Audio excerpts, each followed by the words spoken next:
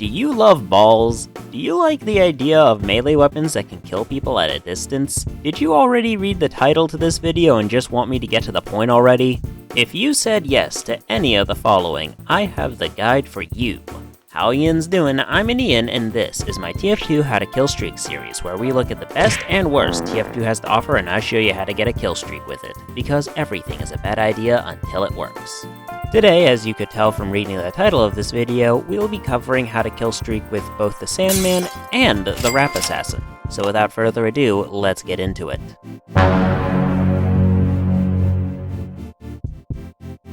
We will start with the Sandman, since it's the one most players will acquire first, since it can be acquired from the Scout Milestone 2 achievement.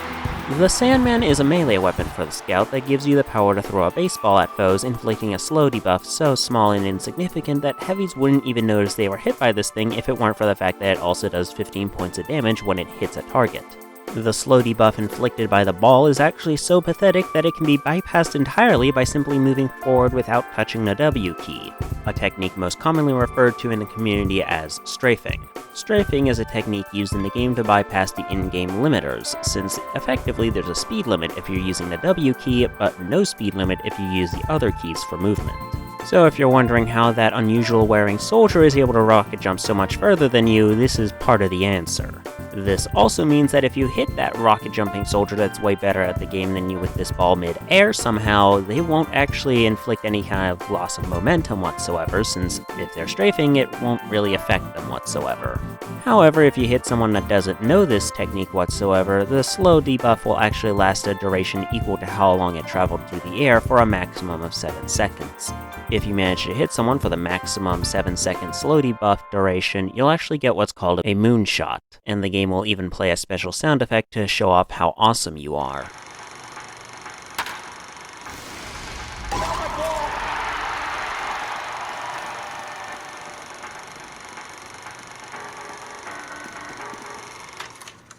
However, if your ball misses its target entirely, you must either take a walk of shame to retrieve it or wait 10 seconds for it to recharge. Now, some of you might be thinking I'm being a little too hard on this thing. Sure, the ball isn't exactly the most powerful thing in the world, but it's not like it's an active hindrance whatsoever to you. And you're right. The problem is not the ball itself. The problem is the downside attached to the Sandman when you want to use this ball. The downside is that your maximum HP is reduced by 15, meaning your maximum health is now 110. To give you some perspective, a direct hit from a Demo Man's grenade launcher deals exactly 100 damage. You see, in Team Fortress 2, 100 HP is a major threshold, since if you're above that threshold, you can survive being hit by a direct hit from most things. But if you're below it, you can pretty much be one-shot by any direct fire. And with your max HP capped exactly 10 health above this major threshold, you can see why this is no longer a usable weapon. So why would anyone actually use this weapon whatsoever? Well, if you ignore individuals making a video about this weapon specifically like myself, or Gibbous noobs who just unlocked it and don't know what it does, you can broadly divide everyone who uses this weapon into one of two camps: taunt kill fishers and those nostalgic for its pre-nerf days. You see, this is one of the only two weapons in the Scout's arsenal alongside the Atomizer that can actually perform a taunt kill, meaning players who don't yet have the Atomizer will often use this thing alongside the Bonk Atomic Punch to go fishing for taunt kills. This usually involves just drinking the Bonk Atomic Punch to get behind clueless snipers safely and then performing a taunt kill to kill them. However, with the taunt animation being so long, you're more likely to be killed or mistaken for a friendly than actually do anything useful. But hey, as long as you can taunt and chill with the other team, you might be able to distract them long enough for your team to push the cart and win. Oh, who am I kidding? You're gonna get killed on sight by that tryhard black box soldier using the conch like the scum he is. But what about the good old days some people are nostalgic for that you mentioned, some of you might be asking? Well, that's actually the interesting part about this weapon's history. You see, once upon a time, it was actually the meta weapon of choice for Scout players. This is because that the ball itself would actually stun players. You know how the ghosts on Halloween maps will scare you and make it so you can't use your weapons whatsoever for a short time? Yeah, this ball used to do that instead of a slow debuff. And that moonshot I mentioned earlier would cause you just to stand still and become a sitting duck for upcoming damage. This would result in a lot of scout players actually using this weapon alongside the flying guillotine for a 1-2 combo that was all but guaranteed to kill most players. It was kind of like the wobble on Ice Climbers back in Super Smash Bros. Melee. Sure, you couldn't always get it off on people, but when you could, it was basically a guaranteed kill. However, over the years, players complained about the stun mechanic so much, Valve decided to nerf this thing finally by replacing the stun mechanic with the previously mentioned slow debuff, resulting in the best scout melee becoming his worst overnight. If they replace the slow debuff with a marked for death mechanic, this thing might actually become usable again, creating a ranged alternative for the fan of war. But alas, Valve can't be bothered to do anything beyond the occasional minor bug fix and adding new cosmetics to the game as they update the localization files. So unless we end up having another hashtag save TF2 moment like we did with the bot crisis a few months ago, I honestly don't see this issue being fixed whatsoever. So instead, let's move on to a more positive note covering my favorite weapon in the Scout's melee arsenal.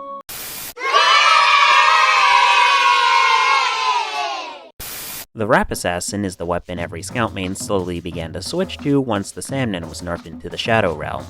This is because you get a projectile on your melee that has the same aim requirements as the baseball on the Sandman.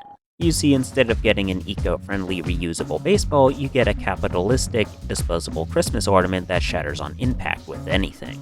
This is because the ball in question will shatter once it hits literally anything: walls, floors, players, and so forth.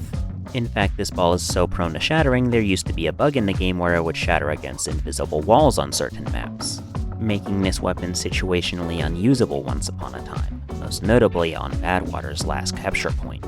Thankfully, however, this bug has been patched out of the game. Took Valve over a year to do so, but still, better late than never. As for what this ball actually does, it will inflict the same 15 damage as the Sandman's ball, but instead of inflicting a slow debuff, it does 8 seconds of bleed damage, dealing 40 to 55 damage depending on if you count the initial impact of the ball on your enemy. Assuming they don't stop the bleeding via healing, that is. The ball even channels its capitalistic mass-manufactured origins by recharging 25% faster than the Sandman's ball. The Rap Assassin's downside, in contrast to the Sandman's 15% health debuff, is that your actual melee strikes with this weapon deal 65% less damage, meaning you're doing about 12 damage per swing with your melee attacks, which is actually less damage than your balls, making this Scout's worst option for medieval mode, but otherwise a rock-solid option for any Scout player. This is because you're only going to go for melee kills as Scout if you don't have time to reload or if you're memeing. Many players use this weapon alongside the Soda Popper and Babyface's Blaster to help build up their meters faster. Many of these players also favor using the Flying Guillotine alongside it as well, as having one person bleed to help build up your meter is nice, but having 2 players is even better. However, the overwhelming majority of players who use the Rap Assassin simply want to use the Flying Guillotine but don't want to give up their preferred secondary of choice. Speaking of secondaries, I personally like using the Rap Assassin alongside the Mad Milk, since if you can get Milk and Bleed on the same player, you effectively have health regeneration as long as they have both status effects. However, the Rap Assassin can work just as well alongside any of Scout's other weapons just fine. The weapons I mentioned here are merely the ones that have a particularly strong synergy alongside it. All in all, I give the Sandman and Rap Assassin a just don't and meta out of 10.